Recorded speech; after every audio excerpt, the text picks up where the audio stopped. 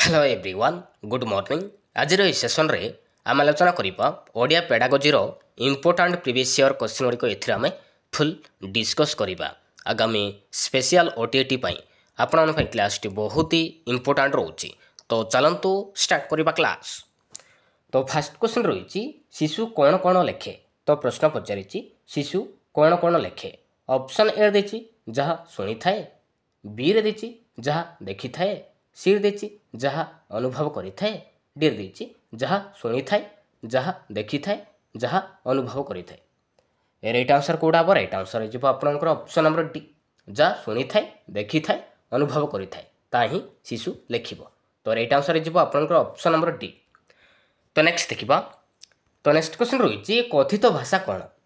कथित भाषा कौन जो भाषा कथा पाई दरकार ना जो भाषा पूर्वे कुआ जाउथला ना जो भाषा रे साधारण लोके कथबार्ता करती ना टीवी रो कथा। राइट आंसर कोडा हम राइट आंसर हो ऑप्शन नंबर सी जो भाषा रे साधारण लोके कथबार्ता करती एटा होचे कथित भाषा मन रखिबे ऑप्शन नंबर सी। तो नेक्स्ट देखिबा। तो नेक्स्ट क्वेश्चन रही कथित भाषा अमार्जित रूपे केउ मानक पाखरे थाए। कथित भाषा अमार्जित रूपे केउ मानक पाखरे थाए। शिक्षित मानक पाखरे ना निरक्षर मानक पाखरे ना नव साक्षरक मानक पाखरे ना गाँ गहलीर निरक्षर मानक पाखरे। राइट आंसर कोडा हम राइट आंसर हो ऑप्शन नंबर डी गाँ गहलीर निरक्षर मानक पाखरे थाए मन रखिबे option number D is right answer. तो नेक्स्ट देखिबा। तो नेक्स्ट क्वेश्चन रही लिखित भाषा व कथित भाषा मध्य प्रभेद कौन। लिखित भाषा व कथित भाषा मध्य पार्थक्य कौन। लेखा होइतिबा भाषा ना कथबार्तार भाषा ना गल्प उपन्यास प्रबंधर भाषा ना लिखित भाषा मार्जित भाषा कथित भाषा अमार्जित। राइट आंसर कोडा हम राइट आंसर हो ऑप्शन नंबर डी लिखित भाषा मार्जित भाषा कथित भाषा अमार्जित मन रखिबे। राइट आंसर हो ऑप्शन नंबर डी। तो नेक्स्ट देखिबा। तो नेक्स्ट क्वेश्चन रही भाषार सृष्टि केउठारे।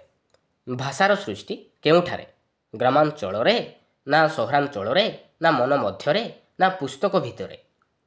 राइट आंसर कोडा हम राइट आंसर हो आपनकर ऑप्शन नंबर सी मन मध्यरे भाषार सृष्टि मन मध्यरे ऑप्शन नंबर सी। तो नेक्स्ट देखिबा। केउ भाषार स्थायित्व बेसी। केउ भाषार स्थायित्व बेसी लिखित भाषा ना कथित भाषा ना तालपत्र पथिर ना पथर खदेईर। राइट आंसर कोडा हम राइट आंसर हो ऑप्शन नंबर ए लिखित भाषार स्थायित्व बेसी मन रखिबे ऑप्शन नंबर ए। तो नेक्स्ट देखिबा। लिखित भाषा रे केउटी देखिबाकू मिले नाही। लिखित भाषा रे केउटी देखिबाकू मिले न थाए। ध्वनि रे ना लिपि रे ना अनुच्छेदीकरण रे ना विराम चिन्ह रे। राइट आंसर कोडा हम राइट आंसर हो ऑप्शन नंबर ए ध्वनि रे देखिबाकू मिले नाही ऑप्शन नंबर ए। तो नेक्स्ट देखिबा। तो नेक्स्ट क्वेश्चन रही आम भाषा को प्राचीन भाषा बोली आमे की प्रमाण जोगु कहिबा। ऑप्शन ए देछि बहुत पूर्वरु लोके व्यवहार करुथिले, बी रे देछि प्राचीन काल रे एही भाषा थिला, सी रे देछि वेद वेदांत पुराण काव्य आदि लेखा होइछि, डी रे देछि ऐतिहासिक माने कहंती। राइट आंसर कोडा हम राइट आंसर हो option number C is right answer Veda Vedanta Purana काव्य आदि लेखा होइछि मन रखिबे option number C is right answer. तो नेक्स्ट देखिबा।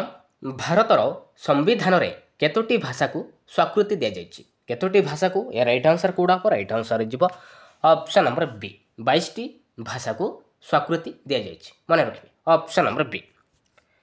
तो नेक्स्ट देखिबा। तो नेक्स्ट क्वेश्चन रही केउटी ओडिया भाषार गुण नुहे। तो चारोटी ऑप्शन देछि तो भितर कोडा गोटे ओडिया भाषार गुण कोडा नुहे। ऑप्शन ए देछि यह शास्त्रीय भाषा, बी रे देछि यह विज्ञान सम्मत भाषा, सी रे देछि यार लिपि नाही, डी रे देछि यह एक प्राचीन भाषा। राइट आंसर कोडा हम राइट आंसर हो ऑप्शन नंबर सी यार लिपि नाही। तो यहाँ किंतु ओडिया भाषार गुण नुहे option number C is right answer. तो नेक्स्ट देखिबा। व्याकरण को भाषार कौन बोली कहुए। व्याकरण को भाषा कौन बोली कहुए। अनुशासन कहुए, ନା ଶାସନ କହିବା ନା ଜଗୁଆଳି ବୋଲି କହିବା ନା ରକ୍ଷକ କହିବା କ'ଣ କୁହାଯାଏ? ଏ ରାଇଟ୍ ଆନ୍ସର୍ କେଉଁଟା ହେବ? ରାଇଟ୍ ଆନ୍ସର୍ ଯିବ ଅପସନ୍ ନମ୍ବର ଏ, ବ୍ୟାକରଣକୁ ଭାଷାର ଅନୁଶାସନ ବୋଲି କହିବା। ମନେ ରଖିବେ ଅପସନ୍ ନମ୍ବର ଏ। ତ ନେକ୍ସଟ ଦେଖିବା ଶବ୍ଦ କେଉଁଠାରେ ଜନ୍ମ ନିଏ? ଶବ୍ଦ କେଉଁଠାରେ ଜନ୍ମ ନିଏ? ଅକ୍ଷର ସୃଷ୍ଟିରେ ନା ଶ୍ରେଣୀ ଗୃହରେ ନା ଲୋକ ମୁଖରେ ନା ଶିକ୍ଷିତ ଲୋକଙ୍କ ମୁହଁରେ?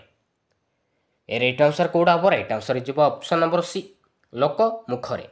ଶବ୍ଦ ଲୋକ ମୁଖରେ ହିଁ ଜନ୍ମ ନିଏ। ଅପସନ୍ ନମ୍ବର ସି ଯିବ ରାଇଟ୍ ଆନ୍ସର୍। ତ ନେକ୍ସଟ ଦେଖିବା କେଉଁଟି ବ୍ୟାକରଣ ଶିକ୍ଷାର ଉଦ୍ଦେଶ୍ୟ ନୁହେଁ? ତ ଚାରିଟି ଅପସନ୍ ଦେଇଛି, ତ ଭିତରୁ କେଉଁଟା ଗୋଟେ ବ୍ୟାକରଣ ଶିକ୍ଷାର ଉଦ୍ଦେଶ୍ୟ କେଉଁଟା ନୁହେଁ? ଅପସନ୍ ଏରେ ଦେଇଛି ଭାଷା ପ୍ରୟୋଗରେ ଶିଷ୍ଟତା ଦେଇଛି, ବିରେ ଦେଇଛି ହଜିଯାଉଥିବା ଭାଷାକୁ ସାଇତି ରଖିବା, ସିରେ ଦେଇଛି ଶୁଦ୍ଧ ଭାଷା ପ୍ରୟୋଗ, ଡିରେ ଦେଇଛି ଅଶୋଭନ ଅମାର୍ଜିତ ଭାଷା ସୃଷ୍ଟି। ଏ ରାଇଟ୍ ଆନ୍ସର୍ କେଉଁଟା ହେବ? ରାଇଟ୍ ଆନ୍ସର୍ ଯିବ ଅପସନ୍ ନମ୍ବର ଡି, ଅଶୋଭନ ଅମାର୍ଜିତ ଭାଷା ସୃଷ୍ଟି। ଏଇଟା କିନ୍ତୁ ବ୍ୟାକରଣ ଶିକ୍ଷାର ଉଦ୍ଦେଶ୍ୟ ନୁହେଁ। ରାଇଟ୍ ଆନ୍ସର୍ ଯିବ ଅପସନ୍ ନମ୍ବର ଡି। ତ ନେକ୍ସଟ ଦେଖିବା, ତ ନେକ୍ସଟ କ୍ୱେଶ୍ଚନ୍ ରହିଛି କେଉଁଟି ବ୍ୟାକରଣ ଶିକ୍ଷାର ଦାୟିତ୍ୱ ନୁହେଁ? ତ ଚାରିଟି ଅପସନ୍ ଦେଇଛି, ତ ଭିତରୁ କେଉଁଟା ଗୋଟେ ବ୍ୟାକରଣର ଶିକ୍ଷାର ଦାୟିତ୍ୱ କେଉଁଟା ନୁହେଁ? ଅପସନ୍ ଏରେ ଦେଇଛି ମାର୍ଜିତ ଭାଷାର ବ୍ୟବହାର ଦେଇଛି, ବିରେ ଦେଇଛି ଭାଷାକୁ କାଳଜୟୀ କରିବାର ମାର୍ଗଦର୍ଶନ, ସିରେ ଦେଇଛି ଭାଷାର ଅପପ୍ରୟୋଗ ଦୂରୀକରଣ, ଡିରେ ଦେଇଛି ଭାଷାକୁ ସ୍ୱାଧୀନ ଭାବରେ ବ୍ୟବହାର କରିବା। ଏ ରାଇଟ୍ ଆନ୍ସର୍ କେଉଁଟା ହେବ? ରାଇଟ୍ ଆନ୍ସର୍ ଯିବ ଅପସନ୍ ନମ୍ବର ଡି, ଭାଷାକୁ ସ୍ୱାଧୀନ ଭାବରେ ବ୍ୟବହାର କରିବା। ଏଇଟା କିନ୍ତୁ ବ୍ୟାକରଣ ଶିକ୍ଷାର ଦାୟିତ୍ୱ ନୁହେଁ। ଅପସନ୍ ନମ୍ବର ଡି ଯିବ ରାଇଟ୍ ଆନ୍ସର୍। ତ ନେକ୍ସଟ ଦେଖିବା, ତ ନେକ୍ସଟ କ୍ୱେଶ୍ଚନ୍ ରହିଛି ବ୍ୟାକରଣ ଶିକ୍ଷା କେଉଁ ପ୍ରଣାଳୀରେ ହେବା ଉଚିତ? ବ୍ୟାକରଣ ଶିକ୍ଷା କେଉଁ ପ୍ରଣାଳୀରେ ହେବା ଉଚିତ? ଆରୋହ ପ୍ରଣାଳୀ ନା ଅବରୋହ ପ୍ରଣାଳୀ ନା ପୁସ୍ତକ ପ୍ରଣାଳୀ ନା ଇଚ୍ଛା ଅନୁସାରଣୀ? ଏ ରାଇଟ୍ ଆନ୍ସର୍ କେଉଁଟା ହେବ? ରାଇଟ୍ ଆନ୍ସର୍ ଯିବ ଅପସନ୍ ନମ୍ବର ଏ, ବ୍ୟାକରଣ ଶିକ୍ଷା ଆରୋହ ପ୍ରଣାଳୀ ହେବା ଉଚିତ। ମନେ ରଖିବେ ଅପସନ୍ ନମ୍ବର ଏ। ତ ନେକ୍ସଟ ଦେଖିବା ଶଙ୍କର ଜାତୀୟ ଭାଷା କ'ଣ? ଶଙ୍କର ଜାତୀୟ ଭାଷା କ'ଣ? ନିରୁତା ଭାଷାକୁ ଆମେ କହିବା ନା ଇଂରାଜୀ ଭାଷାକୁ କହିବା ନା ଯେଉଁ ଭାଷାରେ ବିଭିନ୍ନ ଭାଷାର ଶବ୍ଦ ମିଶିଥାଏ ନା ଶିବଙ୍କ ମୁଖ ନିଃସୃତ ଭାଷା? ରାଇଟ୍ ଆନ୍ସର୍ କେଉଁଟା ହେବ? ରାଇଟ୍ ଆନ୍ସର୍ ଯିବ ଅପସନ୍ ନମ୍ବର ସି, ଶଙ୍କର ଜାତୀୟ ଭାଷା କହିଲେ ଯେଉଁ ଭାଷାରେ ବିଭିନ୍ନ ଭାଷାର ଶବ୍ଦ ମିଶିଥାଏ ତାକୁ ଆମେ କହିବା ଶଙ୍କର ଜାତୀୟ ଭାଷା ବୋଲି କହିବା। ମନେ ରଖିବେ ଅପସନ୍ ନମ୍ବର ସି ଯିବ ରାଇଟ୍ ଆନ୍ସର୍। ତ ନେକ୍ସଟ ଦେଖିବା ଶୋଭନ ଭାଷା କହିଲେ କେଉଁ ଭାଷାକୁ ବୁଝାଯାଏ? ଅମାର୍ଜିତ ଭାଷାକୁ ନା କୁତ୍ସିତ ଭାବ ପ୍ରକାଶକ ଭାଷାକୁ ନା ସୁନ୍ଦର ସଂସ୍କାରିତ ରୁଚି ସମ୍ପନ୍ନ ଭାଷା ନା ଗାଁ ଗହଳିର ଲୋକ କହୁଥିବା ଭାଷା? ଏ ରାଇଟ୍ ଆନ୍ସର୍ କେଉଁଟା ହେବ? ରାଇଟ୍ ଆନ୍ସର୍ ଯିବ ଅପସନ୍ ନମ୍ବର ସି, ଶୋଭନ ଭାଷା କହିଲେ ସୁନ୍ଦର ସଂସ୍କାରିତ ରୁଚି ସମ୍ପନ୍ନ ଭାଷାକୁ ଆମେ କହିବା ଶୋଭନ ଭାଷା। ମନେ ରଖିବେ ଅପସନ୍ ନମ୍ବର ସି ଯିବ ରାଇଟ୍ ଆନ୍ସର୍। ତ ନେକ୍ସଟ ଦେଖିବା, ତ ନେକ୍ସଟ କ୍ୱେଶ୍ଚନ୍ ରହିଛି ଅବରୋହ ପ୍ରଣାଳୀ ବ୍ୟାକରଣ ଶିକ୍ଷାଦାନରେ କି ଅସୁବିଧା ହୁଏ? ଅବରୋହ ପ୍ରଣାଳୀ ବ୍ୟାକରଣ ଶିକ୍ଷାଦାନରେ କ'ଣ ଅସୁବିଧା ହୋଇଥାଏ? ଛାତ୍ରଛାତ୍ରୀଙ୍କର ଆଗ୍ରହ ଜନ୍ମେ ନାହିଁ ନା ଛାତ୍ରଛାତ୍ରୀମାନେ ବୁଝିପାରନ୍ତି ନାହିଁ ନା ଛାତ୍ରଛାତ୍ରୀମାନେ ଶ୍ରେଣୀରେ ଗୋଳମାଳ କରନ୍ତି ନା ଏହି ପ୍ରଣାଳୀରେ ଶିକ୍ଷା କରି ହୁଏ ନାହିଁ? ଏ ରାଇଟ୍ ଆନ୍ସର୍ କେଉଁଟା ହେବ? ରାଇଟ୍ ଆନ୍ସର୍ ଯିବ ଅପସନ୍ ନମ୍ବର ଏ, ଛାତ୍ରଛାତ୍ରୀଙ୍କର ଆଗ୍ରହ ଜନ୍ମେ ନାହିଁ। ମନେ ରଖିବେ ଅପସନ୍ ନମ୍ବର ଏ ଯିବ ରାଇଟ୍ ଆନ୍ସର୍। ତ ନେକ୍ସଟ ଦେଖିବା ମୂଲ୍ୟାଙ୍କନ ସୋପାନକୁ କ'ଣ କୁହାଯାଏ? ମୂଲ୍ୟାଙ୍କନ ସୋପାନକୁ କ'ଣ କୁହାଯାଏ? ବୋଧଜ୍ଞାନ ପରିମାପକ ନା ଅନୁଶୀଳନ କହିବା ନା ପ୍ରୟୋଗ କହିବା ନା ଉପସ୍ଥାପନ କହିବା? କ'ଣ କୁହାଯାଏ? ମନେ ରଖିବେ ମୂଲ୍ୟାଙ୍କନ ସୋପାନକୁ ଆମେ କହିବା ପ୍ରୟୋଗ ବୋଲି କହିବା। ମନେ ରଖିବେ ରାଇଟ୍ ଆନ୍ସର୍ ଯିବ ଅପସନ୍ ନମ୍ବର ସି। ତ ନେକ୍ସଟ ଦେଖିବା, ତ ନେକ୍ସଟ କ୍ୱେଶ୍ଚନ୍ ରହିଛି ବ୍ୟାକରଣ ଶିକ୍ଷାଦାନ ନ କଲେ ଭାଷାର କ'ଣ ଅସୁବିଧା ହୋଇଥାଏ? ବ୍ୟାକରଣ ଶିକ୍ଷାଦାନ ନ କଲେ ଭାଷାର କ'ଣ ଅସୁବିଧା ହୋଇଥାଏ? ଭାଷା ଶୃଙ୍ଖଳା ବିହୀନ ହେବ ନା ଭାଷା ଦୁର୍ବୋଧ୍ୟ ହେବ ନା ଭାଷା ଶଙ୍କରୀକରଣ ହେବ ନା ସାହିତ୍ୟରେ ଅଧିକ ନମ୍ବର ରହିବ? ଏ ରାଇଟ୍ ଆନ୍ସର୍ କେଉଁଟା ହେବ? ରାଇଟ୍ ଆନ୍ସର୍ ଯିବ ଅପସନ୍ ନମ୍ବର ଏ, ଭାଷା ଶୃଙ୍ଖଳା ବିହୀନ ହେବ। ମନେ ରଖିବେ ଅପସନ୍ ନମ୍ବର ଏ। ତ ନେକ୍ସଟ ଦେଖିବା, ତ ନେକ୍ସଟ କ୍ୱେଶ୍ଚନ୍ ରହିଛି ଆଜିକାଲି ବ୍ୟବହାରିକ ବ୍ୟାକରଣ ଉପରେ ଗୁରୁତ୍ୱ ଦିଆଯାଉଛି କାହିଁକି? ଆଜିକାଲି ବ୍ୟବହାରିକ ବ୍ୟାକରଣ ଉପରେ ଗୁରୁତ୍ୱ ଦିଆଯାଉଛି କାହିଁକି? କାହିଁକି ଏଥିରେ ସୂତ୍ର ମୁଖସ୍ଥ କରିବା ଲୋପ ହୁଏ ନାହିଁ ନା ସୂତ୍ର ମୁଖସ୍ଥ କରି ବ୍ୟାକରଣ ଶିଖିବା ଅବୈଜ୍ଞାନିକ ନା ଅନେକ ବ୍ୟବହାରରୁ ସୂତ୍ର ବା ନିୟମ ସଂଗ୍ରହ କରିବାକୁ ହୁଏ ନା ସଂଖ୍ୟା ବା ସୂତ୍ର ମନେ ରଖିବା ଭାଷା ଶିକ୍ଷାର ବିରୋଧୀ। ରାଇଟ୍ ଆନ୍ସର କେଉଁଟା ହେବ? ରାଇଟ୍ ଆନ୍ସର ଯିବ ଅପସନ୍ ନମ୍ବର ସି। ଅନେକ ବ୍ୟବହାରରୁ ସୂତ୍ର ବା ନିୟମ ସଂଗ୍ରହ କରିବାକୁ ହୁଏ। ମନେ ରଖିବେ। ରାଇଟ୍ ଆନ୍ସର ଯିବ ଅପସନ୍ ନମ୍ବର ସି ଯିବ ରାଇଟ୍ ଆନ୍ସର। ତ ନେକ୍ସଟ ଦେଖିବ। ତ ନେକ୍ସଟ କ୍ୱେଶ୍ଚନ୍ ରହିଛି ଓଡ଼ିଶାରେ ଶିକ୍ଷାର ମାଧ୍ୟମ କେଉଁ ଭାଷାରେ ହୋଇଥାଏ? ଓଡ଼ିଶାରେ ଶିକ୍ଷାର ମାଧ୍ୟମ କେଉଁ ଭାଷାରେ ହୋଇଥାଏ? କେଉଁ ଭାଷାରେ ହୋଇଥାଏ? ଏ ରାଇଟ୍ ଆନ୍ସର କେଉଁଟା ହେବ? ଏ ରାଇଟ୍ ଆନ୍ସର ଯିବ ଅପସନ୍ ନମ୍ବର ଡି ଯିବ ରାଇଟ୍ ଆନ୍ସର। ମନେ ରଖିବେ ଆମ ଓଡ଼ିଶାରେ ଶିକ୍ଷାର ମାଧ୍ୟମ ଓଡ଼ିଆ ଭାଷାରେ ହିଁ ହୋଇଥାଏ। ମନେ ରଖିବେ ଅପସନ୍ ନମ୍ବର ଡି। ତ ନେକ୍ସଟ ଦେଖିବ। ତ ନେକ୍ସଟ କ୍ୱେଶ୍ଚନ୍ ରହିଛି ଓଡ଼ିଶାରେ କେଉଁମାନଙ୍କର ଭାଷା ଶିକ୍ଷା ଅଧିକାର କ୍ଷୁଣ୍ଣ ହେବାର ଆଶଙ୍କା? ଓଡ଼ିଆ ପିଲା, ନା ଭାଷା ସଂଖ୍ୟାଲଘୁ ସମ୍ପ୍ରଦାୟର ପିଲା, ନା ହିନ୍ଦୀ ଭାଷାଭାଷୀ ପିଲା, ନା ଇଂରାଜୀ ମାଧ୍ୟମ ବିଦ୍ୟାଳୟର ପିଲା? ରାଇଟ୍ ଆନ୍ସର କେଉଁଟା ହେବ? ରାଇଟ୍ ଆନ୍ସର ଯିବ ଅପସନ୍ ନମ୍ବର ବି ଯିବ ରାଇଟ୍ ଆନ୍ସର। ଭାଷା ସଂଖ୍ୟାଲଘୁ ସମ୍ପ୍ରଦାୟର ପିଲା। ମନେ ରଖିବେ ଅପସନ୍ ନମ୍ବର ବି ଯିବ ରାଇଟ୍ ଆନ୍ସର। ତ ନେକ୍ସଟ ଦେଖିବା। ତ ନେକ୍ସଟ କ୍ୱେଶ୍ଚନ୍ ରହିଛି ଦୁଇଟି ପ୍ରାଥମିକ ବିଦ୍ୟାଳୟ ମଧ୍ୟରେ ଦୂରତା ପ୍ରାୟ କେତେ? ଦୁଇଟି ପ୍ରାଥମିକ ବିଦ୍ୟାଳୟ ମଧ୍ୟରେ ଦୂରତା ପ୍ରାୟ କେତେ? କେତେ ହେବ? ଏ ରାଇଟ୍ ଆନ୍ସର କେଉଁଟା ହେବ? ଏ ରାଇଟ୍ ଆନ୍ସର ଯିବ ଅପସନ୍ ନମ୍ବର ବି ଯିବ ରାଇଟ୍ ଆନ୍ସର 3 କିଲୋମିଟର। ମନେ ରଖିବେ ଦୁଇଟି ପ୍ରାଥମିକ ବିଦ୍ୟାଳୟର ମଧ୍ୟରେ ଦୂରତା ହେଉଛି 3 କିଲୋମିଟର। ଅପସନ୍ ନମ୍ବର ବି ଯିବ ରାଇଟ୍ ଆନ୍ସର। ତ ନେକ୍ସଟ ଦେଖିବା। ଆମ ଓଡ଼ିଶାରେ କେତେ ପ୍ରକାର ଆଦିବାସୀ ଜାତି ଥିବା ଜଣାଯାଏ? ଆମ ଓଡ଼ିଶାରେ କେତେ ପ୍ରକାର ଆଦିବାସୀ ଜାତି ଥିବା ଜଣାଯାଏ? କେତେ ପ୍ରକାର? ଏ ରାଇଟ୍ ଆନ୍ସର କେଉଁଟା ହେବ? ରାଇଟ୍ ଆନ୍ସର ଯିବ ଅପସନ୍ ନମ୍ବର ସି ଯିବ ରାଇଟ୍ ଆନ୍ସର। ମନେ ରଖିବେ 62 ପ୍ରକାର ଜାତି ଥିବା ଜଣାଯାଏ। ଆମ ଓଡ଼ିଶାରେ 62 ପ୍ରକାର ଆଦିବାସୀ ଜାତି ଥିବା ଜଣାଯାଏ। ମନେ ରଖିବେ ଅପସନ୍ ନମ୍ବର ସି। ତ ନେକ୍ସଟ ଦେଖିବା। ତ ନେକ୍ସଟ କ୍ୱେଶ୍ଚନ୍ ରହିଛି ପିଲାଟି କେଉଁ ଭାଷାରେ ପାଠ ଆରମ୍ଭ କରିବା ପାଇଁ ସମ୍ବିଧାନରେ ବ୍ୟବସ୍ଥା ଅଛି? ଇଂରାଜୀ ଭାଷା, ନା ଓଡ଼ିଆ ଭାଷା, ନା ରାଜ୍ୟର ଭାଷା, ନା ଘରର ଭାଷା?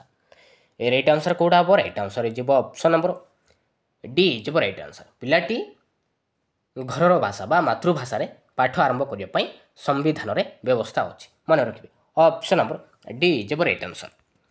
ତ ନେକ୍ସଟ ଦେଖିବା। ଗୋଟିଏ ଆଦିବାସୀ ପିଲା ସାଧାରଣ ସ୍କୁଲରେ ପଢ଼ିଲେ ଓଡ଼ିଆ ଭାଷା ତାକୁ କିପରି ଲାଗେ? ଗୋଟିଏ ଆଦିବାସୀ ପିଲା ସାଧାରଣ ସ୍କୁଲରେ ପଢ଼ିଲେ ଓଡ଼ିଆ ଭାଷା ତାକୁ କିପରି ଲାଗେ? ଆପଣାର ଲାଗେ, ନା ଆନନ୍ଦଦାୟକ ଲାଗେ, ନା ବିଦେଶୀ ଭାଷା ବୋଲି ଲାଗେ, ନା ଖୁବ୍ ଭଲ ଲାଗେ? ରାଇଟ୍ ଆନ୍ସର କେଉଁଟା ହେବ? ରାଇଟ୍ ଆନ୍ସର ଯିବ ଅପସନ୍ ନମ୍ବର ସି ଯିବ ରାଇଟ୍ ଆନ୍ସର। ଗୋଟିଏ ଆଦିବାସୀ ପିଲା ସାଧାରଣ ସ୍କୁଲରେ ପଢ଼ିଲେ ଓଡ଼ିଆ ଭାଷା ତାକୁ ବିଦେଶୀ ଭାଷା ବୋଲି ଲାଗିଥାଏ। ମନେ ରଖିବେ ଅପସନ୍ ନମ୍ବର ସି ଯିବ ରାଇଟ୍ ଆନ୍ସର। ତ ନେକ୍ସଟ ଦେଖିବା। ତ ନେକ୍ସଟ କ୍ୱେଶ୍ଚନ୍ ରହିଛି କିଏ ଭାଷା ଦୃଷ୍ଟିରୁ ସଂଖ୍ୟାଲଘୁ ସମ୍ପ୍ରଦାୟ ନୁହେଁ? ତ 4ଟି ଅପସନ୍ ଦେଇଛି, ତ ଭିତରୁ କେଉଁଟା ଗୋଟେ ଭାଷା ଦୃଷ୍ଟିରୁ ସଂଖ୍ୟାଲଘୁ ସମ୍ପ୍ରଦାୟର କେଉଁଟା ନୁହେଁ? ଆଦିବାସୀ, ନା ମୁସଲମାନ, ନା ଓଡ଼ିଆ, ନା ଆଙ୍ଗ୍ଲୋ ଇଣ୍ଡିଆନ୍? ରାଇଟ୍ ଆନ୍ସର କେଉଁଟା ହେବ? ରାଇଟ୍ ଆନ୍ସର ଯିବ ଅପସନ୍ ନମ୍ବର ସି ଯିବ ରାଇଟ୍ ଆନ୍ସର। ଓଡ଼ିଆ ଭାଷା ଦୃଷ୍ଟିରୁ ସଂଖ୍ୟାଲଘୁ ସମ୍ପ୍ରଦାୟ ନୁହେଁ। ଅପସନ୍ ନମ୍ବର ସି ଯିବ ରାଇଟ୍ ଆନ୍ସର। ତ ନେକ୍ସଟ ଦେଖିବା। ତ ନେକ୍ସଟ କ୍ୱେଶ୍ଚନ୍ ରହିଛି ଓଡ଼ିଶାରେ ଗୋଟିଏ ଭାଷା ଦୃଷ୍ଟିରୁ ସଂଖ୍ୟାଲଘୁ ସମ୍ପ୍ରଦାୟ ପିଲା ପାଠ ଅଧାରୁ ସ୍କୁଲ ଛାଡ଼ିଥାଏ କାହିଁକି? କାହିଁକି ଛାଡ଼ିଥାଏ? ଓଡ଼ିଶାରେ ଗୋଟିଏ ଭାଷା ଦୃଷ୍ଟିରୁ ସଂଖ୍ୟାଲଘୁ ସମ୍ପ୍ରଦାୟ ପିଲା ପାଠ ଅଧାରୁ ସ୍କୁଲ ଛାଡ଼ିଥାଏ କାହିଁକି?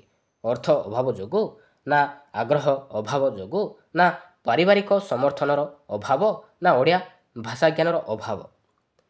ଏ ରାଇଟ୍ ଆନ୍ସର କେଉଁଟା ହେବ? ରାଇଟ୍ ଆନ୍ସର ଯିବ ଅପସନ୍ ନମ୍ବର ବି। ଆଗ୍ରହ ଯୋଗୁଁ ପିଲା ସ୍କୁଲ ଛାଡ଼ିଥାଏ। ମନେ ରଖିବେ ଅପସନ୍ ନମ୍ବର ବି ଯିବ ରାଇଟ୍ ଆନ୍ସର। ତ ନେକ୍ସଟ ଦେଖିବା। ତ ନେକ୍ସଟ କ୍ୱେଶ୍ଚନ୍ ରହିଛି ଗୋଟିଏ ଭାଷା ଦୃଷ୍ଟିରୁ ସଂଖ୍ୟାଲଘୁ ସମ୍ପ୍ରଦାୟର ପିଲାର ଭାଷା କ୍ଷେତ୍ରରେ କ'ଣ ଅସୁବିଧା ହୁଏ? ଗୋଟିଏ ଭାଷା ଦୃଷ୍ଟିରୁ ସଂଖ୍ୟାଲଘୁ ସମ୍ପ୍ରଦାୟ ପିଲାର ଭାଷା କ୍ଷେତ୍ରରେ କ'ଣ ଅସୁବିଧା ହୋଇଥାଏ? ସେ କହିପାରେ ଲେଖିପାରେ ନାହିଁ, ନା ସେ ଲେଖିପାରେ କହିପାରେ ନାହିଁ, ନା ସେ ଲେଖିପାରେ ବୁଝିପାରେ ନାହିଁ, ନା ସେ ଭଲ ଭାବରେ କହିପାରେ ନାହିଁ, ଲେଖିପାରେ ନାହିଁ, ପଢ଼ିପାରେ ନାହିଁ, କି ବୁଝିପାରେ ନାହିଁ? ଏ ରାଇଟ୍ ଆନ୍ସର କେଉଁଟା ହେବ? ରାଇଟ୍ ଆନ୍ସର ଯିବ ଅପସନ୍ ନମ୍ବର ଡି। ସେ ଭଲ ଭାବରେ କହିପାରେ ନାହିଁ, ଲେଖିପାରେ ନାହିଁ, ପଢ଼ିପାରେ ନାହିଁ, କି ବୁଝିପାରେ ନାହିଁ। ମନେ ରଖିବେ ଅପସନ୍ ନମ୍ବର ଡି। ତ ନେକ୍ସଟ ଦେଖିବା। ତ ନେକ୍ସଟ କ୍ୱେଶ୍ଚନ୍ ରହିଛି ଗୋଟିଏ ସଂଖ୍ୟାଲଘୁ ସମ୍ପ୍ରଦାୟ ବା ଆଦିବାସୀ ପିଲାକୁ ପଢ଼ାଇବା ପାଇଁ ଶିକ୍ଷକଙ୍କର କେଉଁ ଗୁଣ ଥିବା ଆବଶ୍ୟକ? ଗୋଟିଏ ସଂଖ୍ୟାଲଘୁ ସମ୍ପ୍ରଦାୟ ବା ଆଦିବାସୀ ପିଲାକୁ ପଢ଼ାଇବା ପାଇଁ ଶିକ୍ଷକଙ୍କର କେଉଁ ଗୁଣ ଥିବା ଆବଶ୍ୟକ? ଅପସନ୍ ଏ ଦେଇଛି ନିଜ ଭାଷା ସହିତ ପିଲାର ଭାଷାକୁ ବୁଝି ଶିକ୍ଷା ଦେବା, ନା ଆଦିବାସୀ ପିଲାମାନଙ୍କୁ ନ୍ୟୁନ ଦୃଷ୍ଟିରେ ଦେଖିବା, ନା ସେହିପରି ପିଲାଙ୍କୁ ଅବମୂଲ୍ୟାୟନ କରିବେ, ନା ଧୈର୍ଯ୍ୟ ହରାଇ ହତାଶ ହେବେ? ଏ ରାଇଟ୍ ଆନ୍ସର୍ କେଉଁଟା ହେବ? ରାଇଟ୍ ଆନ୍ସର୍ ଯିବ ଅପସନ୍ ନମ୍ବର ଏ। ଗୋଟିଏ ସଂଖ୍ୟାଲଘୁ ସମ୍ପ୍ରଦାୟ ବା ଆଦିବାସୀ ପିଲାକୁ ପଢ଼ାଇବା ପାଇଁ ଶିକ୍ଷକଙ୍କର ଗୁଣ ଥିବା ଦରକାର ନିଜ ଭାଷା ସହିତ ପିଲାର ଭାଷାକୁ ବୁଝି ଶିକ୍ଷା ଦେବା। ଏହି ଗୁଣ ଥିବା ଆବଶ୍ୟକ, ମନେ ରଖିବେ। ଅପସନ୍ ନମ୍ବର ଏ ଯିବ ରାଇଟ୍ ଆନ୍ସର୍। ତ ନେକ୍ସଟ କ୍ୱେଶ୍ଚନ୍ ଦେଖିବା, ନୀରବ ପଠନ ଦ୍ୱାରା କେଉଁଟି ସୁଗମ ହୋଇଥାଏ? ନୀରବ ପଠନ ଦ୍ୱାରା କେଉଁଟି ସୁଗମ ହୋଇଥାଏ? ବହିର୍ବୋଧରେ, ନା ଭାବବୋଧରେ, ନା ଶିକ୍ଷାବୋଧରେ, ନା ଜ୍ଞାନବୋଧରେ? ରାଇଟ୍ ଆନ୍ସର୍ କେଉଁଟା ହେବ? ରାଇଟ୍ ଆନ୍ସର୍ ଯିବ ଅପସନ୍ ନମ୍ବର ବି। ନୀରବ ପଠନ ଦ୍ୱାରା ଭାବବୋଧରେ ସୁଗମ ହୋଇଥାଏ। ଅପସନ୍ ନମ୍ବର ବି। ତ ନେକ୍ସଟ ଦେଖିବା, ତ ନେକ୍ସଟ କ୍ୱେଶ୍ଚନ୍ ରହିଛି କେଉଁଟି ବର୍ଣ୍ଣାଶୁଦ୍ଧି ନିରାକରଣ ପାଇଁ ପ୍ରଯୁଜ୍ୟ? ତ ଚାରିଟି ଅପସନ୍ ଦେଇଛି, ତ ଭିତରୁ କେଉଁଟା ଗୋଟେ ବର୍ଣ୍ଣାଶୁଦ୍ଧି ନିରାକରଣ ପାଇଁ ପ୍ରଯୁଜ୍ୟ କେଉଁଟା? ଅନୁକରଣ, ନା ବକ୍ତୃତା, ନା ପଠନ, ନା ଅଭିପ୍ରେରଣା? ଏ ରାଇଟ୍ ଆନ୍ସର୍ କେଉଁଟା ହେବ? ରାଇଟ୍ ଆନ୍ସର୍ ଯିବ ଅପସନ୍ ନମ୍ବର ସି, ପଠନ। ମନେ ରଖିବେ, ପଠନ ବର୍ଣ୍ଣାଶୁଦ୍ଧି ନିରାକରଣ ପାଇଁ ପ୍ରଯୁଜ୍ୟ ଅଟେ। Option number C. ତ ନେକ୍ସଟ ଦେଖିବା, ତ ନେକ୍ସଟ କ୍ୱେଶ୍ଚନ୍ ରହିଛି ଗଭୀର ପଠନ କେଉଁଥିପାଇଁ କରାଯାଇଥାଏ? ଗଭୀର ପଠନ କ'ଣ ପାଇଁ କରାଯାଇଥାଏ? ଲେଖିବାରେ ମନୋନିବେଶ କରିବା ପାଇଁ, ନା ଜ୍ଞାନର ଅଭିବୃଦ୍ଧି କରିବା ପାଇଁ, ନା ପିଲାର ସାମଗ୍ରିକତା ବୃଦ୍ଧି କରିବା ପାଇଁ, ନା ସୁନ୍ଦର ପତ୍ର ଲିଖନ ଲେଖିବା ପାଇଁ? ଏ ରାଇଟ୍ ଆନ୍ସର୍ କେଉଁଟା ହେବ? ରାଇଟ୍ ଆନ୍ସର୍ ଯିବ ଅପସନ୍ ନମ୍ବର ବି ଯିବ ରାଇଟ୍ ଆନ୍ସର୍। ଗଭୀର ପଠନ ଜ୍ଞାନର ଅଭିବୃଦ୍ଧି କରିବା ପାଇଁ କରାଯାଇଥାଏ, ମନେ ରଖିବେ। ଅପସନ୍ ନମ୍ବର ବି। ତ ନେକ୍ସଟ ଦେଖିବା, ତ ନେକ୍ସଟ କ୍ୱେଶ୍ଚନ୍ ରହିଛି କେଉଁ ପଠନ ପନ୍ଥାଟି ଆନନ୍ଦଦାୟକ ପନ୍ଥା ନୁହେଁ? କେଉଁ ପଠନ ପନ୍ଥାଟି ଆନନ୍ଦଦାୟକ ପନ୍ଥା ନୁହେଁ? ଗଳ୍ପ ମାଧ୍ୟମରେ ପଠନ, ନା ଶବ୍ଦ ମାଧ୍ୟମରେ ପଠନ, ନା ଅକ୍ଷର ଉପରେ ଗୁରୁତ୍ୱ ଦେଇ ପଠନ, ନା ଛବି ମାଧ୍ୟମରେ ପଠନ? ଏ ରାଇଟ୍ ଆନ୍ସର୍ କେଉଁଟା ହେବ? ରାଇଟ୍ ଆନ୍ସର୍ ଯିବ ଅପସନ୍ ନମ୍ବର ସି ଯିବ ରାଇଟ୍ ଆନ୍ସର୍। କେଉଁ ପଠନ ପନ୍ଥାଟି ଆନନ୍ଦଦାୟକ ପନ୍ଥା ନୁହେଁ? ମନେ ରଖିବେ, ଅକ୍ଷର ଉପରେ ଗୁରୁତ୍ୱ ଦେଇ ପଠନ, ଏଇଟା କିନ୍ତୁ ଆନନ୍ଦଦାୟକ ପନ୍ଥା ନୁହେଁ। ତ ଗଳ୍ପ ମାଧ୍ୟମରେ ପଠନ, ଶବ୍ଦ ମାଧ୍ୟମରେ ପଠନ, ଛବି ମାଧ୍ୟମରେ ପଠନ, ଏ ତିନୋଟି ହେଉଛି ଆନନ୍ଦଦାୟକ ପନ୍ଥା, ମନେ ରଖିବେ। କିନ୍ତୁ ଅକ୍ଷର ଉପରେ ଗୁରୁତ୍ୱ ଦେଇ ପଠନ, ଏଇଟା କିନ୍ତୁ ନୁହେଁ। Option number C. ତ ନେକ୍ସଟ ଦେଖିବା, ତ ନେକ୍ସଟ କ୍ୱେଶ୍ଚନ୍ ରହିଛି ଗଠନମୂଳକ ମୂଲ୍ୟାୟନର ଉଦ୍ଦେଶ୍ୟ କେଉଁଠି? ତ ଚାରିଟି ଅପସନ୍ ଦେଇছে, ତ ଭିତରୁ କେଉଁଟା ଗୋଟେ ଗଠନମୂଳକ ମୂଲ୍ୟାୟନର ଉଦ୍ଦେଶ୍ୟ କେଉଁଟା? ଅପସନ୍ ଏ ଦେଇଛି ଶିକ୍ଷାର୍ଥୀ କ'ଣ ଜାଣିଛି ତାହା ଜାଣିବା, ନା ଶିକ୍ଷଣ ପ୍ରକ୍ରିୟାରେ ଥିବା ଦୋଷ ଦୁର୍ବଳତାକୁ ଜାଣିବା, ନା ବର୍ଷ ଶେଷରେ ପିଲା କେତେ ଶିଖିଲା ଜାଣିବା, ନା ପିଲା କ'ଣ ଶିଖିଲା ତାକୁ ସୂଚାଙ୍କ ଦ୍ୱାରା ପରିପ୍ରକାଶ କରିବା? ରାଇଟ୍ ଆନ୍ସର୍ କେଉଁଟା ହେବ? ରାଇଟ୍ ଆନ୍ସର୍ ଯିବ ଅପସନ୍ ନମ୍ବର ବି ଯିବ ରାଇଟ୍ ଆନ୍ସର୍। ଶିକ୍ଷଣ ପ୍ରକ୍ରିୟାରେ ଥିବା ଦୋଷ ଦୁର୍ବଳତାକୁ ଜାଣିବା, ଏଇଟା ହେଉଛି ଗଠନମୂଳକ ମୂଲ୍ୟାୟନର ଉଦ୍ଦେଶ୍ୟ ଅଟେ। ଅପସନ୍ ନମ୍ବର ବି ଯିବ ରାଇଟ୍ ଆନ୍ସର୍। ତ ନେକ୍ସଟ ଦେଖିବା, କେଉଁ ଭାଷା ଆମର ଜନ୍ମରୁ ଅଧିକୃତ? କେଉଁ ଭାଷା ଆମର ଜନ୍ମରୁ ଅଧିକୃତ? ବଙ୍ଗଳା ଭାଷା, ନା ଲିଖିତ ଭାଷା, ନା ଓଡ଼ିଶା ଭାଷା, ନା ଇଂରାଜୀ ଭାଷା? ଏ ରାଇଟ୍ ଆନ୍ସର୍ କେଉଁଟା ହେବ? ରାଇଟ୍ ଆନ୍ସର୍ ଯିବ ଅପସନ୍ ନମ୍ବର ସି ଯିବ ରାଇଟ୍ ଆନ୍ସର୍। ଓଡ଼ିଆ ଭାଷା, ମନେ ରଖିବେ, ଓଡ଼ିଆ ଭାଷା ଆମର ଜନ୍ମରୁ ଅଧିକୃତ ଅଟେ। Option number C. ତ ନେକ୍ସଟ ଦେଖିବା, ତ ନେକ୍ସଟ କ୍ୱେଶ୍ଚନ୍ ରହିଛି କେଉଁ କାରଣ ପାଇଁ ପିଲାମାନଙ୍କ ଭିତରେ ଭିନ୍ନତା ଦେଖାଦିଏ? କେଉଁ କାରଣ ପାଇଁ ପିଲାଙ୍କ ଭିତରେ ଭିନ୍ନତା ଦେଖାଦିଏ? ଏକାଠି ଖେଳୁଥିବାରୁ, ନା ଏକାଠି ବୁଲୁଥିବାରୁ, ନା ଅଲଗା ଅଲଗା ପରିବେଶ ଆସିଥିବାରୁ, ନା ଗୋଟିଏ ଶ୍ରେଣୀରେ ପାଠ ପଢ଼ିଥିବାରୁ? ଏ ରାଇଟ୍ ଆନ୍ସର୍ କେଉଁଟା ହେବ? ରାଇଟ୍ ଆନ୍ସର୍ ଯିବ ଅପସନ୍ ନମ୍ବର ସି। ଅଲଗା ଅଲଗା ପରିବେଶ ଆସିଥିବାରୁ ପିଲାଙ୍କ ଭିତରେ ଭିନ୍ନତା ଦେଖାଯାଇଥାଏ, ମନେ ରଖିବେ। Option number C. ତ ନେକ୍ସଟ ଦେଖିବା, ତ ନେକ୍ସଟ କ୍ୱେଶ୍ଚନ୍ ରହିଛି କମା ଚିହ୍ନ କାହିଁକି ବ୍ୟବହାର କରାଯାଇଥାଏ? କମା ଚିହ୍ନ କାହିଁକି ବ୍ୟବହାର କରାଯାଇଥାଏ? ବାକ୍ୟକୁ ବାକ୍ୟ ସହ ଯୋଡ଼ିବା ପାଇଁ, ନା ଗୋଟିଏ ବାକ୍ୟକୁ ଅନ୍ୟ ବାକ୍ୟ ଅପେକ୍ଷା କଲାବେଳେ, ନା ବାକ୍ୟ ମଧ୍ୟରେ ବେଶୀ ବିରାମ ଆବଶ୍ୟକ ହେଲେ, ନା ବାକ୍ୟ ମଧ୍ୟରେ ସବୁଠୁ କମ୍ ବିରାମ ଆବଶ୍ୟକ ହେଲେ? ଏ ରାଇଟ୍ ଆନ୍ସର୍ କେଉଁଟା ହେବ? ଏ ରାଇଟ୍ ଆନ୍ସର୍ ଯିବ ଅପସନ୍ ନମ୍ବର ସି, ବାକ୍ୟ ମଧ୍ୟରେ ବେଶୀ ବିରାମ ଆବଶ୍ୟକ ହେଲେ, ମନେ ରଖିବେ। ବାକ୍ୟ ମଧ୍ୟରେ ସବୁଠୁ ଅପସନ୍ ନମ୍ବର ଡି ଯିବ ରାଇଟ୍ ଆନ୍ସର୍। ବାକ୍ୟ ମଧ୍ୟରେ ସବୁଠୁ କମ୍ ବିରାମ ଆବଶ୍ୟକ ହେଲେ ତ କମା ଚିହ୍ନ ବ୍ୟବହାର କରାଯାଇଥାଏ। Option number D is right answer option number D. तो नेक्स्ट देखिबा आमर प्रचलित पाठ्यपुस्तक केउं आधार रे प्रस्तुत आमर प्रचलित पाठ्यपुस्तक केउं आधार रे प्रस्तुत क्यों आधार रे प्रस्तुत ए राइट आंसर कोडा हम right answer is option number B is right answer जातीय पाठ्यक्रम आधार 2005 रे प्रस्तुत मन रखिए ऑप्शन नंबर बी। तो नेक्स्ट देखिबा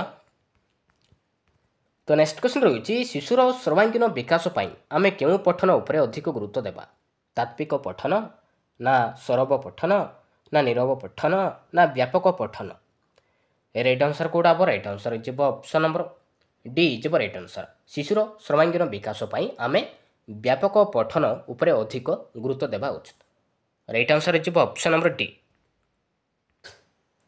तो नेक्स्ट क्वेश्चन देखिबा श्रुत लिखन केउ दुईटी कौशल उपरे पर्यवेसित श्रुत लिखन केउ दुईटी कौशल उपरे पर्यवेसित दर्शन व लिखन कौशल उपरे ना श्रवण व लिखन कौशल उपरे ना दर्शन व श्रवण कौशल उपरे ना लिखन व वर्णना कौशल उपरे राइट आंसर कोडा हम right answer is option number B is right answer श्रुत लिखन श्रवण व लिखन कौशल उपरे पर्यवेसित ऑप्शन नंबर बी। तो नेक्स्ट देखिबा तो नेक्स्ट क्वेश्चन रही लिखनर विकास ठीक है बोली आमे केतेबेले जानिबा लिखनर विकास ठीक है बोली आमे केतेबेले जानिबा जेतेबेले पिला शब्द लिखि पारिबो ना जेतेबेले वाक्य लिखि पारिबो ना जेतेबेले पिला निज मनरु रचना बा अनुच्छेद लिखि पारिबो ना जेतेबेले ठीक भावे शुणी लिखि पारिबो ए राइट आंसर कोडा हम right answer is option number C is right answer जेतेबेले कि पिला निज मनरु रचना बा अनुच्छेद लिखि पारिबो तो सेतेबेले आमे जानि परिबा पिलार लिखनर विकास ठीक है बोली मन रखिए ऑप्शन नंबर सी। तो नेक्स्ट देखिबा सृजनात्मक लिखन कौन सृजनात्मक लिखन कौन शुणी शुणी लिखिबा ना देखि देखि लिखिबा ना बारंबार कटाकटी कर लिखिबा ना गोटे नुआ चिंता कल्पना को नहीं लिखिबा ए राइट आंसर कोडा हम right answer is option number D गोटे नुआ चिंता कल्पना को नहीं लिखिबा एटा होची सृजनात्मक लिखन मन रखिए ऑप्शन नंबर डी। तो नेक्स्ट देखिबा तो नेक्स्ट क्वेश्चन रही MLE रो फुल फॉर्म कौन हम MLE रो पूरा नाम कौन ए राइट आंसर कोडा हम right answer is option number B MLE रो फुल फॉर्म होची मल्टीलिंगुअल एजुकेशन हम मन रखिए multilingual education option number B. तो नेक्स्ट क्वेश्चन देखिबा केउ कार्यटी मातृभाषार दक्षता वृद्धि करि नथाय केउ कार्यटी मातृभाषार दक्षता वृद्धि करि नथाय भावर आदान प्रदान ना बोध ज्ञानर विकास ना शब्द ज्ञानर वृद्धि ना पाठ्यपुस्तक पाठ ए राइट आंसर कोडा हम right answer is option number D is right answer पाठ्यपुस्तक पाठ मन रखिए ऑप्शन नंबर डी। तो नेक्स्ट देखिबा शिशुर बोध ज्ञान आहरण केउ दक्षता जोगु होइताय शिशुर बोध ज्ञान आहरण केउ दक्षता जोगु होइताय श्रवण व पठन जोगु ना पठन व कथन जोगु ना कथन व श्रवण जोगु ना लिखन व श्रवण जोगु ए राइट आंसर कोडा हम right answer is option number A श्रवण व पठन जोगु होइताय शिशुर बोध ज्ञान आहरण श्रवण व पठन जोगु होइताय ऑप्शन नंबर ए। तो नेक्स्ट देखिबा तो नेक्स्ट क्वेश्चन रही कालभेरिया मातृत्वर आनंद पाउथला तो यहाँ गोटे कि प्रकार प्रश्न कालभेरिया मातृत्वर आनंद पाउथला तो यहाँ गोटे कि प्रकार प्रश्न वस्तुनिष्ठ प्रश्न ना निर्दिष्ट उत्तरमूलक प्रश्न ना दीर्घ उत्तरमूलक प्रश्न ना संक्षिप्त उत्तरमूलक प्रश्न ए राइट आंसर कोडा हम right answer is option number C दीर्घ उत्तरमूलक प्रश्न ऑप्शन नंबर सी। तो नेक्स्ट देखिबा नेक्स्ट क्वेश्चन रही मौखिक कहा माध्यम करा जायताय मौखिक कहा माध्यम करा जायताय पेंसिल और कागज माध्यम ना कथोपकथन और साक्षरता माध्यम ना प्रश्नोत्तर माध्यम ना गृहकर्म माध्यम राइट आंसर कोडा हम right answer is option number B मौखिक परीक्षा कथोपकथन बा साक्षरता माध्यम करा जायताय ऑप्शन नंबर बी। तो नेक्स्ट देखिबा लिखित परीक्षा रे केउ प्रकार प्रश्न रहिबो नै लिखित परीक्षा रे केउ प्रकार प्रश्न रहिबो नै दीर्घ उत्तरमूलक प्रश्न ना मौलिक प्रश्न ना संक्षिप्त उत्तरमूलक प्रश्न ना वस्तुनिष्ठ प्रश्न ए राइट आंसर कोडा हम right answer is option number D वस्तुनिष्ठ प्रश्न रहिबो नै ऑप्शन नंबर डी। तो नेक्स्ट देखिबा तो नेक्स्ट क्वेश्चन रही केउ मूल्यांकन को सामग्रिक मूल्यांकन कहुए मौखिक परीक्षण को ना वार्षिक परीक्षण को ना षाण्मासिक परीक्षण को ना गठनमूलक परीक्षण को ए राइट आंसर कौटा हम राइट आंसर हो ऑप्शन नंबर डी गठनमूलक परीक्षण को आम कह सामग्रिक मूल्यांकन कह ऑप्शन नंबर डी। तो नेक्स्ट देखा केउटी दीर्घ उत्तरमूलक प्रश्नर उदाहरण तो चार ऑप्शन देचे तो भितर कौटा गोटे दीर्घ उत्तरमूलक प्रश्नर उदाहरण ऑप्शन ए रे डोरी पक्षी देखा किपरि बी रे देची कलामाणिक कवितार सारमर्म लेख सी रे देची चुनी चुनी परी आउ केतोटी शब्द लेख डी रे देची सुना फुल एठारे काहाकू कुआ जायछि ए राइट आंसर कौटा हम राइट आंसर हो ऑप्शन नंबर बी हो राइट आंसर कलामाणिक कवितार सारमर्म लेख एटा हूँ दीर्घ उत्तरमूलक प्रश्नर एग्जाम्पल अटे ऑप्शन नंबर बी। तो नेक्स्ट देखा केउटी मुक्त उत्तरमूलक प्रश्न तो चार ऑप्शन देछि तो भितर कौटा गोटे मुक्त उत्तरमूलक प्रश्न कौटा ऑप्शन ए देछि काउ देखा किपरि बी रे देछि काउ को आउ केउ नाम डका जाए सी रे देछि तुमे जदि चढ़ई होइथांत कौन करिथांत डी रे देछि उपरोक्त मध्य केउटे नुहे तो मुक्त उत्तरमूलक प्रश्न क्या कहुए जो प्रश्न कि उत्तर अनेक आसुव ताको आम कहवा मुक्त उत्तरमूलक प्रश्न तो काउ देखा किपरि काउ देखा किपरि कला ना तो यहाँ मुक्त उत्तरमूलक प्रश्न हम ना बी रे देखु काउ काउ केउ नाम डका जाए काउ को काउ काउ आगा डका जाए तो यहाँ हम ना तो ऑप्शन नंबर सी देखु तुम्हें जदि चढ़ई होता कौन कर तो यहाँ हूँ मुक्त उत्तरमूलक प्रश्न जो प्रश्नर कि उत्तर अनेक आसुव ताको हम कहवा मुक्त उत्तरमूलक प्रश्न कहवा ऑप्शन नंबर सी। तो नेक्स्ट देखा शिशु केउ भाषा माध्यम तार चिंता और चेतना को जागृत करें शिशु केउ भाषा माध्यम तार चिंता और चेतना को जागृत करें इंग्राजी भाषा ना ओडिया भाषा ना संस्कृत भाषा ना मातृभाषा ए राइट आंसर कौटा हम राइट आंसर हो ऑप्शन नंबर डी हो राइट आंसर शिशु मातृभाषा माध्यम तार चिंता और चेतना को जागृत करें ऑप्शन नंबर डी। तो नेक्स्ट देखा तो नेक्स्ट क्वेश्चन रही मातृभूमि मातृभाषा ममता जा हृदय जन्मी नाई तांकु जेबे ज्ञानी गणरे गणिबा अज्ञान रहिबे काई यही कविताटी किए लिखिछति राधानाथ राय ना मधुसूदन राव ना गंगाधर मेहर ना फकीर मोहन सेनापति ए राइट आंसर कौटा हम राइट आंसर हो ऑप्शन नंबर सी गंगाधर मेहर लिखिछति मन रखिबे ऑप्शन नंबर सी। तो नेक्स्ट देखा तो नेक्स्ट क्वेश्चन रही सृजनशीलता और उदारता शिशुपाई चाबिकाठी बोली किए कही प्रोफेसर जसपाल ना विश्वकवि रवींद्रनाथ ना स्पेंसर ना गोपाल कृष्ण गोखल सृजनात्मक सृजनशीलता और उदारता शिशुपाई चाबिकाठी बोली किए कही मन रखिए प्रोफेसर जसपाल कही ऑप्शन नंबर ए। तो नेक्स्ट देखा नेक्स्ट क्वेश्चन रही निम्न रे दिया जाइतिबा प्रश्नगुड़िक मध्यरु केउटी बोधात्मक प्रश्न ऑप्शन ए रही आकाशर विपरीतार्थकवाचक शब्द लेख बी रही कखारू फूल देखा केउं रंगर सी रही दुईटी फलर नाम कुह डी रही वृक्षलता आमर कहीं दरकार तो भितर कौटा गोटे बोधात्मक प्रश्न ए राइट आंसर कौटा हम राइट आंसर हो ऑप्शन नंबर डी वृक्षलता आमर कहीं दरकार यहाँ हूँ बोधात्मक प्रश्न ऑप्शन नंबर डी। तो नेक्स्ट देखा तो नेक्स्ट क्वेश्चन रही केउं पठन द्वारा प्रसंग निहित भावधारा बुझापी शिक्षार्थी माने समर्थ होती द्रुत पठन ना नीरव पठन ना उच्च पठन ना दलगत पठन ए राइट आंसर कौटा हम राइट आंसर हो ऑप्शन नंबर बी नीरव पठन मन रखिए ऑप्शन नंबर बी हो राइट आंसर नीरव पठन द्वारा प्रसंग निहित भावधारा बुझापी शिक्षार्थी माने समर्थ होता ऑप्शन नंबर बी। तो नेक्स्ट देखा तो नेक्स्ट क्वेश्चन रही सूर्यंकर 3टी प्रतिशब्द लेखि वाक्य व्यवहार कर तो यहाँ गोटे केउं प्रकार प्रश्न पुनः सज्जीकरण ना निर्दिष्ट उत्तरमूलक ना संक्षिप्त उत्तरमूलक ना सत्य सत्य यहाँ हूँ संक्षिप्त उत्तरमूलक प्रश्न मन रखिए ऑप्शन नंबर सी। तो नेक्स्ट देखा तो नेक्स्ट क्वेश्चन रही केउटी सामग्रिक मूल्यांकन नुहे तो चार ऑप्शन देती तो भितर कौटा गोटे सामग्रिक मूल्यांकन कौटा नुहे ऑप्शन ए देती ज्ञानात्मक उद्देश्य देती बी देती अभिव्यक्तिमूलक उद्देश्य देती सी देती बोधात्मक उद्देश्य देती डी देती प्रवणता परीक्षण देती ए राइट आंसर हो ऑप्शन नंबर डी प्रवणता परीक्षण एटा किंतु सामग्रिक मूल्यांकन नुहे ऑप्शन नंबर डी। तो नेक्स्ट देखा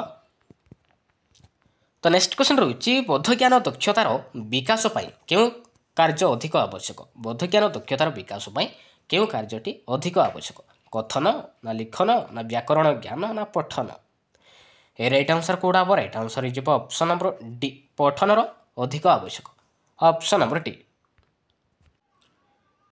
तो नेक्स्ट क्वेश्चन देखिए केउटी भाषा शिक्षार सर्वनिम्न दक्षता नुहे तो चारिटी ऑप्शन देजे तो भितर कौड़ा गोटे भाषा शिक्षार सर्वनिम्न दक्षता कौड़ा नुहे शुणा ना व्याकरण सूत्र जाना ना लेखा ना पढ़ा राइट आंसर कौड़ा हम राइट आंसर हो ऑप्शन नंबर बी व्याकरण सूत्र जाना यहाँ किंतु भाषा शिक्षार सर्वनिम्न दक्षता नुहे ऑप्शन नंबर बी।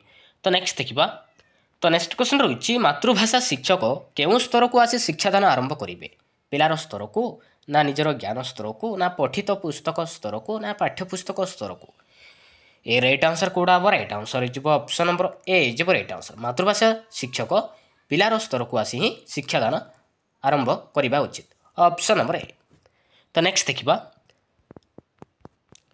तो नेक्स्ट क्वेश्चन रही मातृभाषा शिक्षा देवा पूर्व शिक्षक प्रथमे कौन करेंगे मातृभाषा शिक्षा देवा पूर्व शिक्षक प्रथमे कौन करेंगे पिलाटी कौन जानी जाना ना पिलाटी कौन पढ़ ताहा जाना ना पिलाटी मातृभाषा केतेक आग्रही जाना ना पिलार परिवार संपर्क जाना ए राइट आंसर कौड़ा हम राइट आंसर हो ऑप्शन नंबर ए मातृभाषा शिक्षा देवा पूर्व शिक्षक प्रथमे कौन करेंगे ना पिलाटी कौन जानी जानापी प्रथमे चेष्टा करेंगे ऑप्शन नंबर ए।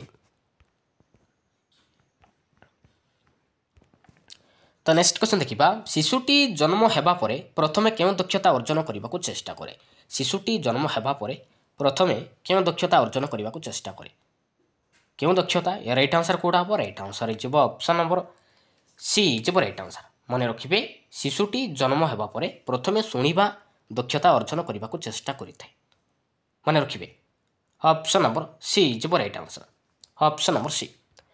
तो नेक्स्ट देखा तो नेक्स्ट क्वेश्चन रही पिलाटी कहवा बेले कौन सी त्रुटि कले शिक्षक कौन करेंगे पिलाटी कहवा बेले कौन सी त्रुटि कले शिक्षक कौन करेंगे संगे संगे ता संशोधन करेंगे ना अन्य पिला द्वारा संशोधन करेंगे ना पिलाटी को त्रुटि शून्य कर कहवाक कहे ना शिक्षक निजे बारंबार ठीक शब्दटी कहे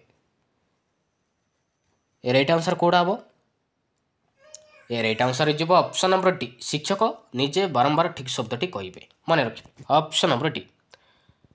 तो नेक्स्ट देखा श्रवण व कथन दक्षतार विकास शिक्षक किपरि प्रस्तुत होबे श्रवण व कथन दक्षतार विकास शिक्षक किपरि प्रस्तुत होबे पिला कथा को केवल शुणिबे ना पिला पुराण कहानी कहे ना पिला भल लगिला भली विषय बाछिबे ना पिला केवल कहे राइट आंसर कौड़ा हम राइट आंसर हो ऑप्शन नंबर सी जो राइट आंसर श्रवण और कथन दक्षतार विकास शिक्षक पिला भल लगिला भली विषय कहे मन रखिए ऑप्शन नंबर सी जो राइट आंसर। तो नेक्स्ट देखा गोटे पिलार पार्टी लगी जाए कहवा बेले आमे ताकू चिन्हट करवा किपरि आमे चिन्हट करवा पठन दक्षता बेले ना लिखन दक्षता बेले ना श्रवण दक्षता बेले ना केहुटी नुहे मन रखिए पढ़ला बेले ना पठन दक्षता बेले गोटे पिलार पार्टी लगी जाए कहवा बेले तो आमे पढ़ला बेले ही आमे चिन्हट करवा मन रखिए ऑप्शन नंबर ए। तो नेक्स्ट देखा पठनर विकास आमे केउं पद्धति ग्रहण करवा केउं पद्धति ग्रहण करवा बही पढ़ा कहवा ना अक्षर लिखा कहवा ना गल्प पठन प्रणाली ना छवि देखा प्रणाली ए राइट आंसर कौड़ा हम राइट आंसर हो ऑप्शन नंबर सी पठनर विकास आमे गल्प पठन प्रणाली पद्धति ग्रहण करवा उचित ऑप्शन नंबर सी। तो नेक्स्ट देखा भाषा शिक्षा तृतीय कौशलटी किए किए शुणा ना कहवा ना पढ़ा ना लिखा राइट आंसर कौड़ा हम राइट आंसर हो ऑप्शन नंबर सी पढ़ा भाषा शिक्षा तृतीय कौशलटी हूँ पढ़ा। तो भाषा शिक्षार आमर चारोटी कौशल रही प्रथम हूँ शुणा द्वितीय हो कहवा आ तृतीय दक्षता हूँ पढ़ा चतुर्थ दक्षता हूँ लिखा मन रखिए ऑप्शन नंबर सी। तो नेक्स्ट देखा श्रवण कथन पठन और लिखन एगुड़िक मध्य केउटी शिशु मानकर कष्टकर मन हुए श्रवण ना कथन ना पठन ना लिखन राइट आंसर कौड़ा हम राइट आंसर हो ऑप्शन नंबर डी लिखा ना लिखा ଶ୍ରବଣ କଥନ ପଠନ ଓ ଲିଖନ ଏଗୁଡ଼ିକ ମଧ୍ୟରୁ ଶିଶୁମାନଙ୍କର କଷ୍ଟ ହୋଇଥାଏ ଲେଖିବା। ମନେ ରଖିବେ ଅପସନ୍ ନମ୍ବର ଡି। ତ ନେକ୍ସଟ କ୍ୱେଶ୍ଚନ୍ ଦେଖିବା, ଲିଖନ ଦକ୍ଷତା ଅର୍ଜନ କରିବାକୁ ଶିଶୁ ପାଇଁ କଷ୍ଟକର ହୁଏ କାହିଁକି? ଲିଖନ ଦକ୍ଷତା ଅର୍ଜନ କରିବା ପାଇଁ ଶିଶୁ ପାଇଁ କଷ୍ଟକର ହୁଏ କାହିଁକି? ଲିଖନ ପାଇଁ ଶିଶୁର ଆଗ୍ରହର ଅଭାବ ଯୋଗୁଁ, ନା ଲିଖନ ପାଇଁ ଉପଯୁକ୍ତ ପରିବେଶ ଅଭାବ ଯୋଗୁଁ, ନା ଶିଶୁ ହାତର ମାଂସପେଶୀ ଓ ସ୍ନାୟୁ ପ୍ରସ୍ତୁତ ନଥାଏ, ନା ଲେଖାର ଆବଶ୍ୟକତା ଶିଶୁ ଅନୁଭବ କରେ ନାହିଁ? ରାଇଟ୍ ଆନ୍ସର କେଉଁଟା ହେବ? ରାଇଟ୍ ଆନ୍ସର ଯିବ ଅପସନ୍ ନମ୍ବର ସି, ଶିଶୁ ହାତର ମାଂସପେଶୀ ଓ ସ୍ନାୟୁ ପ୍ରସ୍ତୁତ ନଥାଏ, ତ ସେଥିପାଇଁ ଶିଶୁଟି ଲେଖିବାରେ କଷ୍ଟ ହୋଇଥାଏ। ଅପସନ୍ ନମ୍ବର ସି ଯିବ ରାଇଟ୍ ଆନ୍ସର। ତ ନେକ୍ସଟ ଦେଖିବା, ପାଠ୍ୟପୁସ୍ତକମାନଙ୍କ ଭିତରେ କେଉଁ ଶ୍ରେଣୀର ପାଠ୍ୟପୁସ୍ତକଟି ସମନ୍ୱିତ ପାଠ୍ୟପୁସ୍ତକ ଅନ୍ତର୍ଗତ? ପ୍ରଥମ, ନା ଦ୍ୱିତୀୟ, ନା ତୃତୀୟ, ନା ଚତୁର୍ଥ? ରାଇଟ୍ ଆନ୍ସର କେଉଁଟା ହେବ? ରାଇଟ୍ ଆନ୍ସର ଯିବ ଅପସନ୍ ନମ୍ବର ଏ, ପ୍ରଥମ ଶ୍ରେଣୀ। ପାଠ୍ୟପୁସ୍ତକମାନଙ୍କ ଭିତରେ ପ୍ରଥମ ଶ୍ରେଣୀର ପାଠ୍ୟପୁସ୍ତକଟି ସମନ୍ୱିତ ପାଠ୍ୟପୁସ୍ତକ ଅନ୍ତର୍ଗତ। Option number A. ତ ନେକ୍ସଟ ଦେଖିବା, ତ ନେକ୍ସଟ କ୍ୱେଶ୍ଚନ୍ ରହିଛି, ପ୍ରଥମ ଶ୍ରେଣୀ ପାଠ୍ୟପୁସ୍ତକର ନାମ କ'ଣ? ପ୍ରଥମ ଶ୍ରେଣୀ ପାଠ୍ୟପୁସ୍ତକର ନାମ କ'ଣ? ସମନ୍ୱିତ ପାଠ୍ୟପୁସ୍ତକ, ନା ହସଖୁସି, ନା ସାହିତ୍ୟ ସୌରଭ, ନା ହସ ଖେଳ? ରାଇଟ୍ ଆନ୍ସର କେଉଁଟା ହେବ? ରାଇଟ୍ ଆନ୍ସର ଯିବ ଅପସନ୍ ନମ୍ବର ଡି ଯିବ ରାଇଟ୍ ଆନ୍ସର, ହସ ଖେଳ। ଏଇଟା ହେଉଛି ପ୍ରଥମ ଶ୍ରେଣୀର ପାଠ୍ୟପୁସ୍ତକର ନାମ, ଆଉ ଦ୍ୱିତୀୟ ଶ୍ରେଣୀର ପାଠ୍ୟପୁସ୍ତକର ନାମ ହେଉଛି ହସଖୁସି। ମନେ ରଖିବେ। ତ ଅପସନ୍ ନମ୍ବର ଡି। ତ ନେକ୍ସଟ ଦେଖିବା, ତ ନେକ୍ସଟ କ୍ୱେଶ୍ଚନ୍ ରହିଛି, ପାଠ୍ୟକ୍ରମରେ ଶିକ୍ଷକମାନଙ୍କୁ ସ୍ୱାଧୀନତା ଦିଆଯାଇଥାଏ କେଉଁଥିରେ? କେଉଁଥିରେ ଶିକ୍ଷକମାନଙ୍କୁ ସ୍ୱାଧୀନତା ଦିଆଯାଇଥାଏ? ଗଣିତ ପୁସ୍ତକରେ, ନା ଭାଷା ପୁସ୍ତକରେ, ନା ପରିବେଶ ପୁସ୍ତକରେ, ନା ସମନ୍ୱିତ ପାଠ୍ୟପୁସ୍ତକରେ? ରାଇଟ୍ ଆନ୍ସର କେଉଁଟା ହେବ? ରାଇଟ୍ ଆନ୍ସର ଯିବ ଅପସନ୍ ନମ୍ବର ଡି, ସମନ୍ୱିତ ପାଠ୍ୟପୁସ୍ତକରେ ଶିକ୍ଷକମାନଙ୍କୁ ସ୍ୱାଧୀନତା ଦିଆଯାଇଥାଏ। Option number D. ତ ନେକ୍ସଟ ଦେଖିବା, ତ ନେକ୍ସଟ କ୍ୱେଶ୍ଚନ୍ ରହିଛି, ତାତ୍ତ୍ୱିକ ପଠନର ପ୍ରଧାନ ଲକ୍ଷ୍ୟ କ'ଣ? ତାତ୍ତ୍ୱିକ ପଠନର ପ୍ରଧାନ ଲକ୍ଷ୍ୟ କ'ଣ? ବୋଧଜ୍ଞାନ ହାସଲ କରିବା, ନା ଅଧିକ ମୂଲ୍ୟାଙ୍କ ରଖିବା, ନା ଉତ୍ତୀର୍ଣ୍ଣ ହେବା, ନା ଚାକିରି କରିବା? ରାଇଟ୍ ଆନ୍ସର କେଉଁଟା ହେବ? ରାଇଟ୍ ଆନ୍ସର ଯିବ ଅପସନ୍ ନମ୍ବର ଏ, ବୋଧଜ୍ଞାନ ହାସଲ କରିବା। ତାତ୍ତ୍ୱିକ ପଠନର ପ୍ରଧାନ ଲକ୍ଷ୍ୟ ହେଉଛି ବୋଧଜ୍ଞାନ ହାସଲ କରିବା। Option number A. ତ ନେକ୍ସଟ ଦେଖିବା, ଦୈନିକ ସମ୍ବାଦପତ୍ର ପାଠ କରିବା, ତ ଏଇଟା ଗୋଟେ କି ପ୍ରକାରର ପଠନ? ବ୍ୟାପକ ପଠନ, ନା ତାତ୍ତ୍ୱିକ ପଠନ, ନା ସମ୍ବାଦ ପଠନ, ନା ସରସ ପଠନ? ରାଇଟ୍ ଆନ୍ସର କେଉଁଟା ହେବ? ରାଇଟ୍ ଆନ୍ସର ଯିବ ଅପସନ୍ ନମ୍ବର ଏ, ଦୈନିକ ସମ୍ବାଦପତ୍ର ପାଠ କରିବା, ଏଇଟା ହେଉଛି ବ୍ୟାପକ ପଠନ ଅଟେ। ମନେ ରଖିବେ ଅପସନ୍ ନମ୍ବର ଏ। ତ ନେକ୍ସଟ ଦେଖିବା, କେଉଁଟି ତାତ୍ତ୍ୱିକ ପଠନର କାମ ନୁହେଁ? ତ ଚାରିଟି ଅପସନ୍ ଦେଇଛି, ତ ଭିତରୁ କେଉଁଟା ଗୋଟେ ତାତ୍ତ୍ୱିକ ପଠନର କେଉଁଟା ଗୋଟେ କାମ ନୁହେଁ? କ୍ଲିଷ୍ଟ ଶବ୍ଦକୁ ଚିହ୍ନଟୀକରଣ, ନା କଠିନ ଶବ୍ଦର ବ୍ୟାଖ୍ୟା, ନା ବିଷୟବସ୍ତୁକୁ ମୋଟାମୋଟି ଭାବରେ ବୁଝିବା, ନା ବ୍ୟବହାରିକ ବ୍ୟାକରଣ ଜାଣିବା? ରାଇଟ୍ ଆନ୍ସର କେଉଁଟା ହେବ? ରାଇଟ୍ ଆନ୍ସର ଯିବ ଅପସନ୍ ନମ୍ବର ସି, ବିଷୟବସ୍ତୁକୁ ମୋଟାମୋଟି ଭାବରେ ବୁଝିବା। ଏଇଟା କିନ୍ତୁ ତାତ୍ତ୍ୱିକ ପଠନର କାମ ନୁହେଁ। Option number C. ତ ନେକ୍ସଟ ଦେଖିବା, କେଉଁଟି ପଦ୍ୟ ଶିକ୍ଷାଦାନର ଉଦ୍ଦେଶ୍ୟ ନୁହେଁ? ତ ଚାରିଟି ଅପସନ୍ ଦେଇଛି, ତ ଭିତରୁ କେଉଁଟା ଗୋଟେ ପଦ୍ୟ ଶିକ୍ଷାଦାନର ଉଦ୍ଦେଶ୍ୟ କେଉଁଟା ନୁହେଁ? ସୌନ୍ଦର୍ଯ୍ୟବୋଧର ବିକାଶ, ନା ରସବୋଧର ବିକାଶ, ନା ବ୍ୟବହାରିକ ବ୍ୟାକରଣ ପ୍ରୟୋଗ, ନା ଶବ୍ଦଜ୍ଞାନର ଅଭିବୃଦ୍ଧି? ରାଇଟ୍ ଆନ୍ସର କେଉଁଟା ହେବ? ରାଇଟ୍ ଆନ୍ସର ଯିବ ଅପସନ୍ ନମ୍ବର ସି, ବ୍ୟବହାରିକ ବ୍ୟାକରଣର ପ୍ରୟୋଗ। ଏଇଟା କିନ୍ତୁ ପଦ୍ୟ ଶିକ୍ଷାଦାନର ଉଦ୍ଦେଶ୍ୟ ନୁହେଁ। Option number C. ତ ନେକ୍ସଟ ଦେଖିବା, ଶିକ୍ଷାଦାନ ସମୟରେ ପିଲାମାନଙ୍କୁ ଦଳ ଦଳ କରି ବସାଇବା ଫଳରେ କ'ଣ ସୁବିଧା ହୁଏ? ପିଲାମାନେ ସୁବିଧାରେ ବସିପାରନ୍ତି, ନା ପରସ୍ପର ଭିତରେ ଆଲୋଚନା କରିଥାନ୍ତି, ନା ମିଳିତ ଭାବରେ ଉତ୍ତର ଦିଅନ୍ତି, ନା ସ୍ଥାନ ଭାବେ ଦୂର କରିଥାନ୍ତି? ରାଇଟ୍ ଆନ୍ସର କେଉଁଟା ହେବ? ରାଇଟ୍ ଆନ୍ସର ଯିବ ଅପସନ୍ ନମ୍ବର ବି, ପରସ୍ପର ଭିତରେ ଆଲୋଚନା କରିଥାନ୍ତି। ତ ଏବେ ଦେଖିବା ଲାଷ୍ଟ କ୍ୱେଶ୍ଚନ୍ ଦେଖିବା, ବୟସ ବଢ଼ିବା ସଙ୍ଗେ ସଙ୍ଗେ ଲିଖନ ଦକ୍ଷତା ପାଇଁ ଶିଶୁର କେଉଁ ଗୁଣର ବିକାଶ ଘଟେ? ଚିନ୍ତା, ନା ଚେତନା, ନା କଳ୍ପନା, ନା ଚିନ୍ତା ଚେତନା କଳ୍ପନା? ରାଇଟ୍ ଆନ୍ସର କେଉଁଟା ହେବ? ରାଇଟ୍ ଆନ୍ସର ଯିବ ଅପସନ୍ ନମ୍ବର ଡି, ଚିନ୍ତା ଚେତନା ଓ କଳ୍ପନା ବିକାଶ ଘଟେ। Thank you.